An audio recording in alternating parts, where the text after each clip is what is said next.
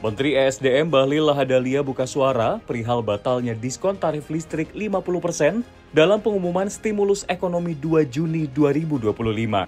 Bahlil menegaskan ia belum pernah memberikan pengumuman perihal pemberian diskon tarif listrik. Bahlil meminta batalnya diskon tarif listrik ditanyakan ke pihak yang mengumumkan kebijakan tersebut, di mana program diskon tarif listrik 50% disampaikan oleh Menko Perekonomian Erlangga Hartarto.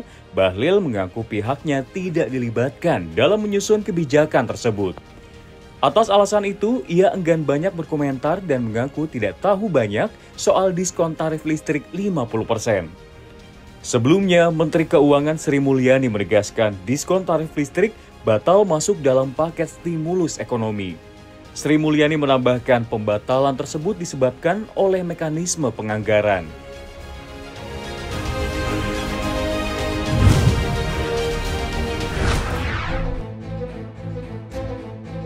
Menteri Pertanian Amran Sulaiman mengakui bahwa saat ini ada fenomena tidak biasa di mana stok beras sedang melimpah, bahkan stok beras mencapai titik tertinggi namun harganya justru cenderung naik.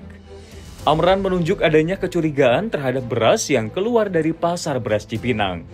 Rata-rata setiap harinya beras yang keluar dari pasar tersebut berjumlah di kisaran 2.000 ton lebih per hari. Namun muncul kecurigaan di mana stok beras keluar sebanyak 11.410 ton pada 28 Mei 2025, alhasil stok beras keesokannya menjadi di bawah 50.000 ton.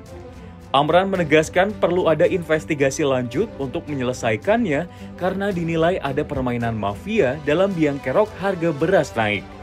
Sebagai catatan, stok cadangan beras pemerintah resmi menembus 4 juta ton, pencapaian tertinggi sejak Bulog berdiri pada 1969. Hingga 31 Mei 2025, serapan mencapai 2,43 juta ton. Angka ini melonjak lebih dari 400% dibandingkan dengan periode yang sama dalam 5 tahun terakhir.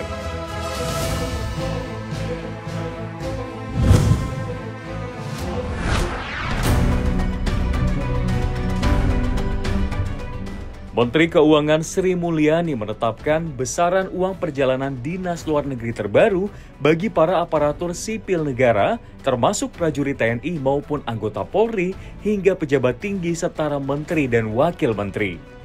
Berdasarkan PMK tersebut, tercatat besaran biaya perjalanan dinas PNS untuk ke luar negeri. Masing-masing negara memiliki besaran uang harian yang berbeda dalam dolar Amerika Serikat. Tiket pesawat perjalanan dinas luar negeri ditetapkan besaran biaya tertinggi mencapai 12.127 dolar Amerika Serikat atau 197 juta rupiah untuk ekonomi.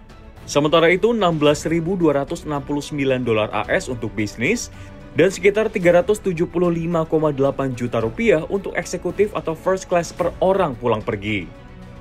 Adapun satuan biaya tiket termasuk biaya asuransi perjalanan selama dalam moda transportasi, tidak termasuk airport tax, dan biaya retribusi lainnya.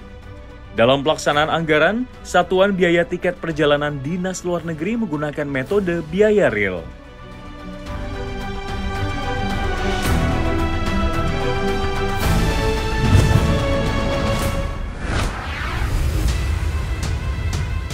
Aktivitas manufaktur atau PMI China pada Mei menyusut, tercepatnya sejak September 2022. Melansir data dari S&P Global, indeks manajer pembelian manufaktur berada di angka 48,3, turun tajam dari 50,4 pada bulan April. Data ekonom menunjukkan penjualan luar negeri turun ke level terendah sejak Juli 2023. Ketenaga kerjaan terus menurun, aktivitas pembelian melemah, dan waktu tunggu pemasok sedikit diperpanjang. Di sisi harga, biaya input turun untuk bulan ketiga berturut-turut didorong oleh harga energi dan bahan baku yang lebih rendah. Harga output juga turun menandai penurunan bulanan ke-6 berturut-turut di tengah meningkatnya persaingan.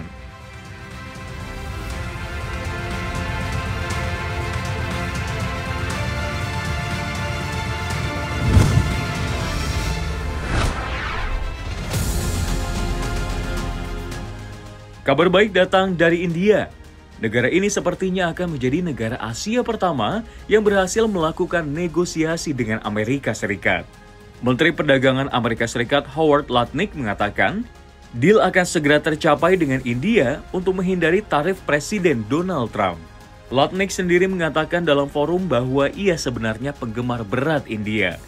Tetapi ia mengaku khawatir dengan tarif yang diberlakukan India ke barang-barang Amerika Serikat yang menurutnya sudah berlaku sejak lama. Donald Trump sendiri telah menunda penerapan tarif impor yang diumumkannya ke negara-negara dunia pada Mei lalu hingga 9 Juli. Banyak negara berlomba-lomba bernegosiasi untuk menghindari tarif tinggi Trump.